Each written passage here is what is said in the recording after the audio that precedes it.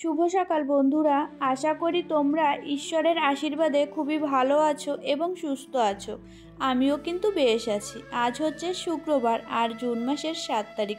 উদিতার happy ফ্যামিলিতে আমার সকল বন্ধুকে জানাই ওয়েলকাম ও অনেক অনেক ভালোবাসা। এখন ঘড়িতে সময় হয়ে গেছে ওই সকাল 7:30।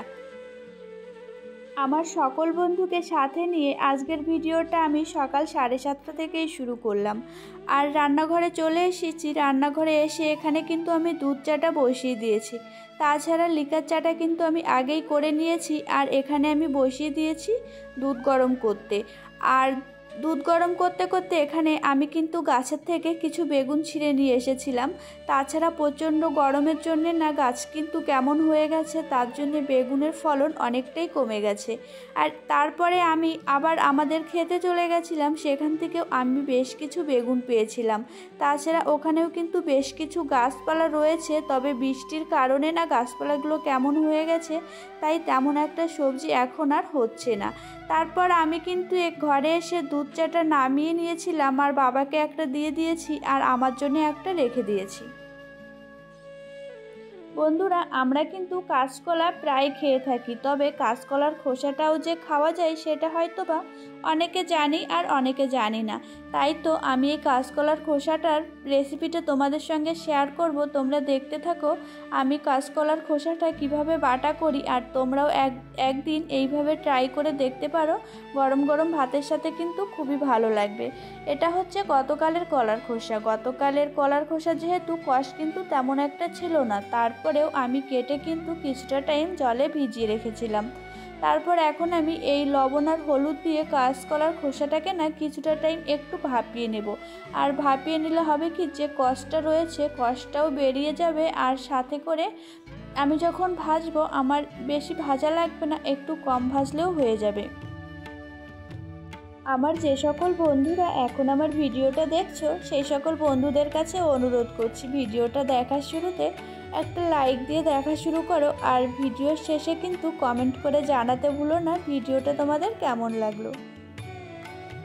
আমি এখানে 3 থেকে 4 মিনিট খোসাটাকে ভালো করে ভাপিয়ে নিয়েছি। তারপর এখানে খোসাটার না জলটা ঝরানোর জন্য একটা ছিদ্র গামলায় রেখে দিয়ে ঢাকা দিয়ে রেখে দিয়েছি। আর তারপরে চলো তোমাদের দেখাই আমার আরও কী কী লাগছে। এখানে রসুন নিয়ে নিয়েছি, কালো জিরে, কাঁচা লঙ্কা আর হচ্ছে শুকনো লঙ্কা। তাছাড়া ভর্তা বলো বা যে কোনো জিনিস বাটা একটু ঝাল ঝাল হলে কিন্তু দারুণ লাগে। তারপরে আবার রসুনের পরিমাণটা যদি একটু বেশি দেওয়া যায়। আর সাথে রয়েছে সরিষার তেল। এখানে আমার কড়াইটা গরম হয়ে গেছে। কড়াই গরম হলে আমি কিন্তু সরিষার তেল দিয়ে দিয়েছি। তাছাড়া আমি কিন্তু এখানে একটু কম পরিমাণেই দিলাম সরিষার তেল, আর একটু দিলে ভালো হতো। আমার যেহেতু পরিমাণে খোসাটা কম রয়েছে তাই আমি কমই দিয়েছি। আর এখানে রসুনের কোয়াগুলো না একটু বড় বড় ছিল, তার জন্যে আমি কিন্তু রসুনের কোয়াগুলোকে না একটু কেটে কেটে দিয়েছিলাম। তারপর একে একে লঙ্কা, কালো জিরে সমস্ত কিছু দিয়ে আমি কিন্তু বেশ 1 থেকে 1.5 মিনিট মতন একটু এটাকে ভেজে নেব। তারপর আমি এর মধ্যে দিয়ে দেব হচ্ছে ওই কলার খোসাগুলো যেহেতু আমার সিদ্ধ করা হয়েছিল, আর সিদ্ধ করার জন্যে না আমার কিন্তু 80% সিদ্ধ হয়ে গেছে। তারপর আমি এখানে আরেকটু লবণ দিয়ে দেব, আর একটু হলুদ দেব। কেননা আমি যখন সিদ্ধ করেছিলাম আমি ভেবেছিলাম আমি যখন ভাজবো তখন আবার আরেকটু দেব, তার জন্যে আমি এখন একটু দিয়ে দিলাম। তবে আমার কিন্তু ঠিকঠাকই হয়েছিল, লবণ বা হলুদ কোনো কিছু বেশি হয়েছিল না, ঝাল বা সব কিছুই আমার একদম ঠিকঠাকই ছিল। এখানে দেখো আমি ভেজে কিন্তু নামিয়ে নিয়েছি, এটাকে ঠান্ডা করতে রেখে দিয়েছি। আর এটাকে না আমি মিক্সিং জারে করব, তাই যতক্ষণ না ঠান্ডা হচ্ছে ততক্ষণে আমি আমার অন্য কাজকর্মগুলো করে নেব। যেহেতু আমার মাম্মামকে খাওয়াতে হবে তার জন্য আমি কিন্তু এটাকে মিক্সিং জারে দিয়েই করব। তাছাড়া এই বাটাটা না আমি যদি শিলনোড়ায় করতাম তাহলে কিন্তু আরও বেশি ভালো লাগতো। এই যে আমার ঠান্ডা করা হয়ে গেছে, আমি কিন্তু এটাকে মিক্সিং জারে দিয়ে দিয়েছি। আর এখানে দেখো আমার কিন্তু এটা বাটাও হয়ে গেছে, কি সুন্দর বাটা হয়েছে। আর এটা না গরম গরম ভাতের সঙ্গে কিন্তু খুবই ভালো লাগে। তাছাড়া আমাদের বাড়ির প্রত্যেকে কিন্তু খুবই পছন্দ করে।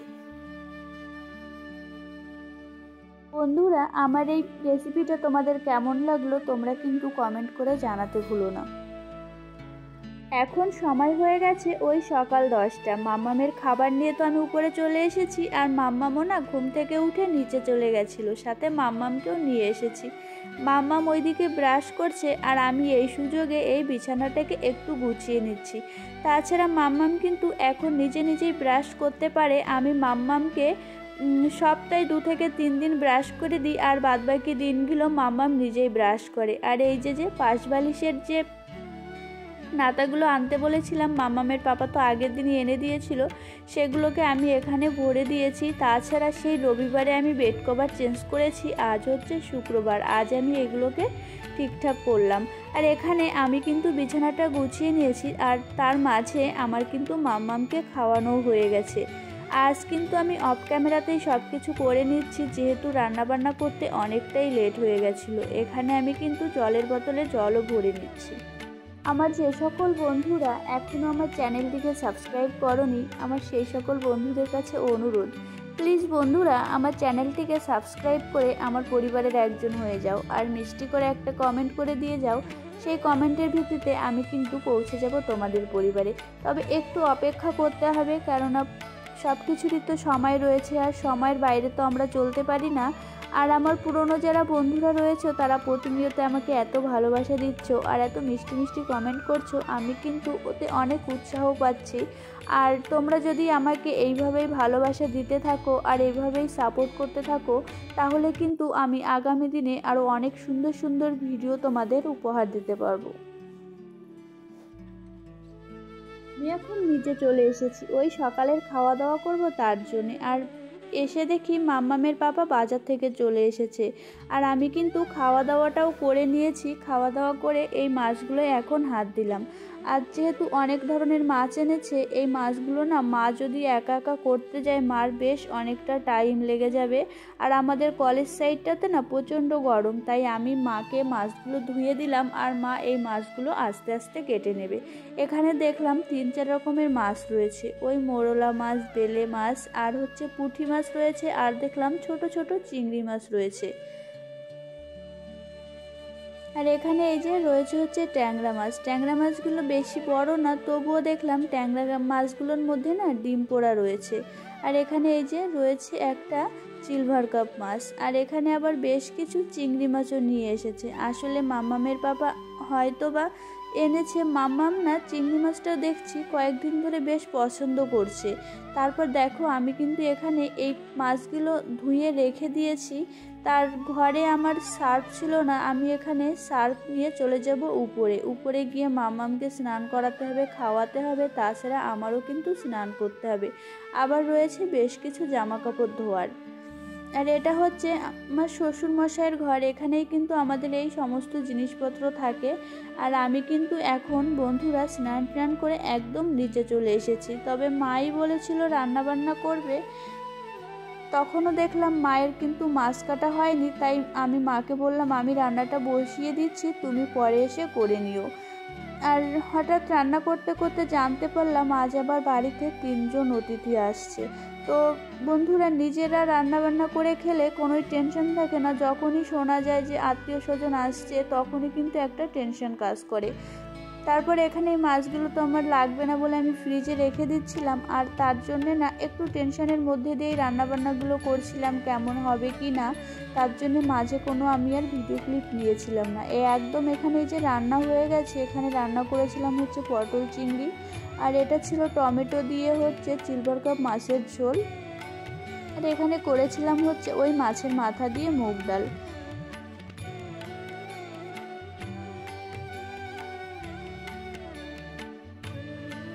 আমার এখানে রান্নাবান্নাগুলো না হয়ে গেছে, আর আমি দুধটাকে জাল দিয়ে রাখছি, যেহেতু সকালবেলার দিকটাতে একটু জাল দিয়েছি যদি কেটে না যায় তার জন্যে।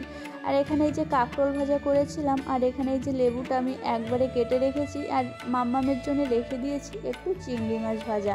আর এখানে ভাতটাও কিন্তু আমার হয়ে গেছে, আর ভাতটা না আমি একটা গামলার মধ্যেই নামিয়ে রেখেছি, কেননা হাঁড়িটা গরম রয়েছে, হয়তো বা গরমের তাপে না ভাতটা নরম হয়ে যেতে পারে, তার জন্যে। আর বন্ধুরা, খাওয়া দাওয়া করে চলে এসেছি। আমি না আমার ওই মুখে লাগানো ঔষধটা কোথাও খুঁজে পাচ্ছিলাম না। মাম্মামকে জিজ্ঞেস করাতে মাম্মাম বলল আমি জানি না, হঠাৎ করে ওর মনে পড়েছে ও রেখেছে। ও আমাকে বলছে মা আমি দিচ্ছি, দাঁড়াও। এটা হচ্ছে ওর বেবি, আর ওর বেবিকে ওই যে ও দুধ খেতে দিয়েছে, ওর বেবির খিদে লেগেছে তার জন্যে। এটা হচ্ছে দুধের বোতল। আমি ওকে এতবার জিজ্ঞাসা করছি, ও কিন্তু কিছুতেই বলছে না। বলছে না মা, এটা বেবি, এটা হচ্ছে বেবির খিদে পেয়েছে তাই আমি বেবিকে খেতে দিয়েছি, তুমি একটু নাও, নিয়ে আবার ওখানে রেখে দাও। এটা হচ্ছে আমার পাকা বুড়ির কাজ। যাই হোক বন্ধুরা, ভিডিওটা কেমন লাগলো তোমরা জানিও।